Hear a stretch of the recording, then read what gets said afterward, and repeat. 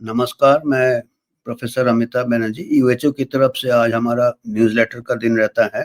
आज 9 जनवरी शुक्रवार और क्यूबाई हमारे मीडिया पार्टनर है। आज के 3 मुद्दे हैं हमारे न्यूज़लेटर में। पहला मुद्दा है बर्ड फ्लू का प्रकोप केरला में हो रहा है, ये एक अलर्ट चल रहा है। तो उसके बारे में हम बात करेंगे कितना हमको खतरा हो सकता है, हमको क्या सावधानी हो सकता है या इसके साथ क्या-क्या हम सोच सकते हैं बर्ड फ्लू के।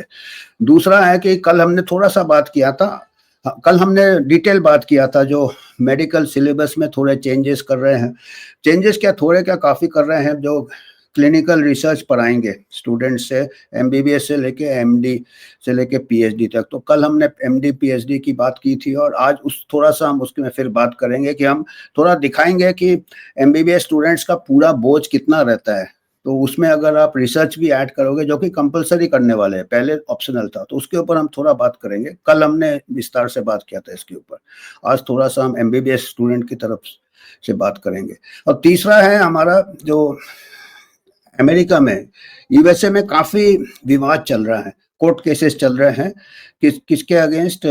रॉबर्ट एफ कैनेडी जूनियर जो कि हेल्थ सेक्रेटरी है अभी, और जो भी एनआईएच के जो अभी डायरेक्टर है प्रोफेसर जय भट्टाचार्य और जो भी एफडीए के नए जो अफसर है, काय के ऊपर चल रहा है कोर्ट केसेस और विवाद? बच्चों के टीकाकरण के ऊपर, क्योंकि उन्होंने कोशिश किया है कि टीकाकरण थोड़ा साइंटिफिक होना चाहिए जो ओवरलोड हो रहा है अमेरिका में।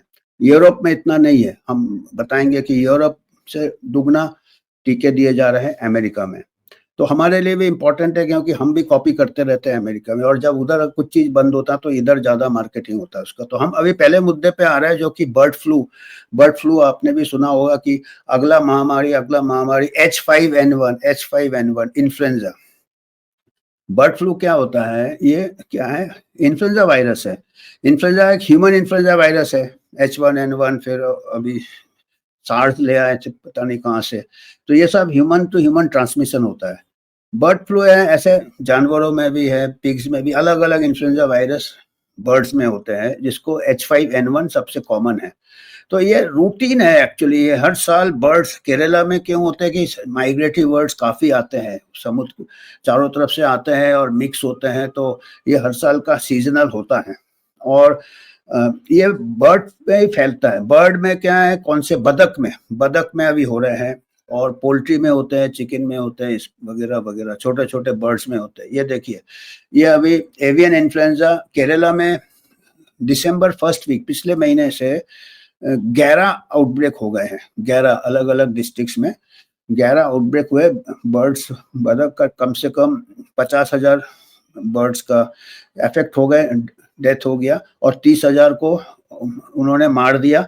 वो एक तरीका है कि कोई हर्ड ये हो जाता है तो वो फैले नहीं तो उसको ये करते हैं। तो करीब 80,000 बर्ड अफेक्टेड हो गए।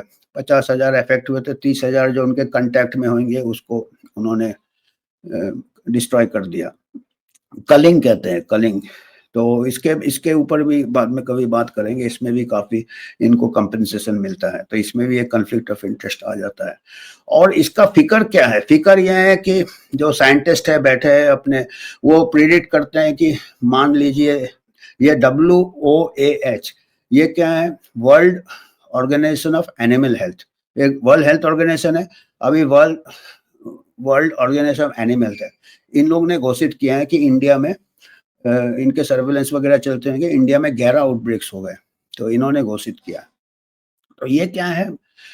बर्ड टू बर्ड फैलता है, पोल्ट्री में फैलता है और अभी रिसेंटली पिछले 2 साल में यूएसए में काफ़ी अलर्ट चालू हो गया था।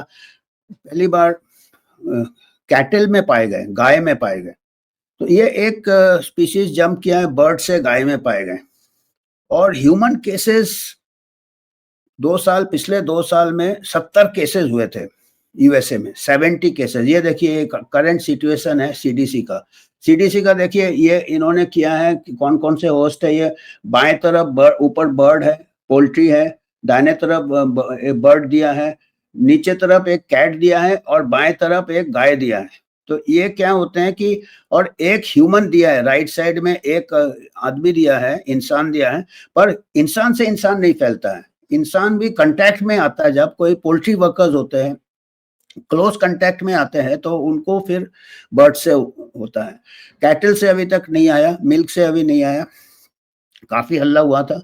और पिछले 2 साल में 2024-25 में अमेरिका में 70 केसेस हुए थे ह्यूमन बर्ड फ्लू, H5N1। कैसे हुए थे? बाय कांटेक्ट विद बर्ड और poultry, human to human transmission नहीं हुआ। और वो 70 में से खाली 2 डेथ हुए थे एल्डरली में और बहुत सारे कोमोर्बिडिटी में, मतलब हेल्दी पर्सन में एक भी डेथ नहीं हुआ। 70 में से 68 में बहुत माइल्ड सिम्टम्स थे, थोड़ा सा रेडनेस ऑफ आइज था, थोड़ा रनिंग नोज था, और किसी को कोई सेल्फ लिमिटिंग था, मतलब बहुत माइल्ड था। तो अभी हमको लगता है अभी जो स्ट्रेन चल रहा है वो काफी माइल्ड है, मैंने जो ह्यूमन में आ रहा है, ह्यूमन में अडेप्ट नहीं होगा शायद वायरस, जो भी है। तो इसीलिए एज ऑन टुडे सीडीसी भी कहता है, और अभी जो हेल्थ अथॉरिटीज है WOAH ने भी बोला कि इमीडिएट कोई खतरा नहीं है ह्यूमन टू ह्यूमन ट्रांसमिशन का, इमीडिएट पैंडेमिक पोटेंशियल नहीं है। पर इसके ऊपर काफी ये, पर एक और चिंता वाली बात है, हम यूएचए की तरफ से रिकॉर्ड में करना चाहते हैं, ये आप देखेंगे कि इसका एक बर्ड फ्लू का हमको फिक्र ये है, कंसर्न साइंटिफिक कम्युनिटी को कंसर्न होना चाहिए। इसके ऊपर गेन ऑफ फंक्शन रिसर्च काफी सालों तक चलता था, करीब 2009 से गेन ऑफ फंक्शन रिसर्च चालू हुआ। गेन ऑफ फंक्शन रिसर्च क्या होता है कि ये कोई जैसे वायरस है, ये बर्ड्स में फैलता है, इसको थोड़ा लेबोरेटरी में मॉडिफाई करने की कोशिश करते हैं कि ये थोड़ा इसका फंक्शन गेन हो जाए, इसका एक्टिविटी या तो ट्रांसमिशन बढ़ जाए कि दूसरे स्पीसीज में हो जाए, या इसका विरुलेंस बढ़ जाए कि थोड़ा ज्यादा था। अब ये देखिए, ये बायोलॉजिकल वारफेयर का इसमें बू आती है, पर जो साइंटिस्ट ये रिसर्च करते हैं वो कहते हैं कि नहीं, हम तो रिसर्च पर्पस के लिए कर रहे हैं, मान लो नेचर में ऐसा हो जाए तो हम पहले से वैक्सीन बना के तैयार रह सकते हैं, ये एस टाइप का ये देते हैं।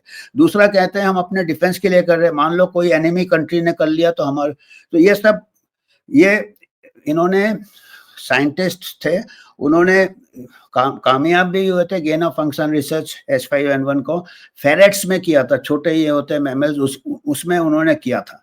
और फिर जो साइंटिफिक कम्युनिटी ने 2014 या 15 में काफ़ी ऊपर से दबाव आया, साइंटिफिक कम्युनिटी ने काफ़ी ये किया, प्रोटेस्ट किया कि ये बहुत डेंजरस एंड हैजर्डस रिसर्च है, तो बंद हो गया था, पॉज हो गया था।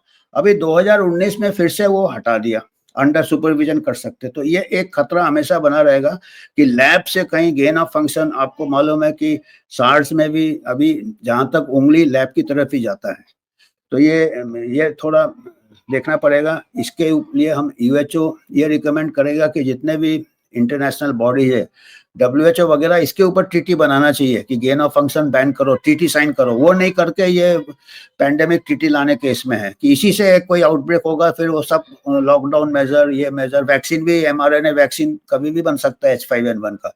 ये तो रॉबर्ट एफ कैनेडी आके रोक दिया था, क्योंकि H5N1 का mRNA वैक्सीन काफ़ी इन्वेस्ट किया था प्रीवियस ईयर ने। तो ये तो WHO को इस तरफ ध्यान देना चाहिए, World Organisation of Animal Health को इस तरफ ध्यान देना चाहिए। तो ये हमारा दूसरा मुद्दा था। तीसरा मुद्दा है कि वैक्सीन के ऊपर काफ़ी विवाद चल रहा है। जो तीसरा, जो रॉबर्ट एफ कैनेडी जूनियर है और उनकी जो टीम है, उन्होंने काफ़ी लोगों को चेंज कर दिया था। पुराने 11 लोगों को FDA में, CDC में, और भी कई लोगों को सीनियर लेवल में चेंज किया था। वो उन्होंने बोलना था कि जो वैक्सीन देते हैं बच्चे को, बहुत अननेसेसरी वैक्सीन देते हैं। 2 वैक्सीन तो उन्होंने रिकमेंडेशन बंद किया था। ये देखिए, यूरोपियन कंट्री का उन्होंने एग्जाम्पल दिया है, 11 इंजेक्शन पड़ता है बच्चे को, और अमेरिका में जब तक बच्चा मतलब from birth up to 18 years करीब 70 इंजेक्शन लग जाते हैं अलग अलग वैक्सीन के, first dose, second dose, third dose करके। और जो यूरोपियन कंट्रीज में वो कुछ एसेंशियल टीके लगते हैं जिसके बीमारियां काफ़ी सीरियस हो सकता है और मोर्टालिटी ज़्यादा है। जैसे आपके टिटेनस के लगते हैं, वो लगना भी चाहिए, डिप्थीरिया के लगते हैं, हुपिंग कफ के लगते हैं, पोलियो के लगते हैं, मीजल्स के लगते हैं। हेपेटाइटिस बी के नहीं लगते हैं यूरोप में, क्योंकि हेपेटाइटिस बी तभी लगता है जब मदर पॉजिटिव है, तब बच्चे को रिस्क रहता है। तो अमेरिका में क्या था, रिकमेंडेशन क्या था कि सबको हेपेटाइटिस बी लगेगा, और हमारे इंडिया में भी हेपेटाइटिस सबको लगेगा। जो करता हम भी ब्लाइंडली फॉलो करते हैं। और जबकि 1% 2% लोगों को हेपेटाइटिस बी कैरियर होते हैं, तो मदर्स 98% 97% को अननेसेसरी लगता है, बच्चे को कोई रिस्क नहीं रहता है। तो ये इन्होंने रिकमेंड किया था कि हेपेटाइटिस बी को अभी मैंडेटरी नहीं किया जाएगा, या जिसको लगाना है डॉक्टर से कंसल्ट करके, अगर मदर पॉजिटिव भी लगेगा। ऐसे उन्होंने कोविड वैक्सीन भी बंद किया था, 6 महीने से कोविड वैक्सीन का रिकमेंडेशन था यूएसए में। आप सोचिए 6 महीने से कोविड वैक्सीन, जबकि बच्चों में कभी कुछ हुआ ही नहीं कोविड का इफेक्ट। तो ये 2 में काफी तब से चालू हो गया था।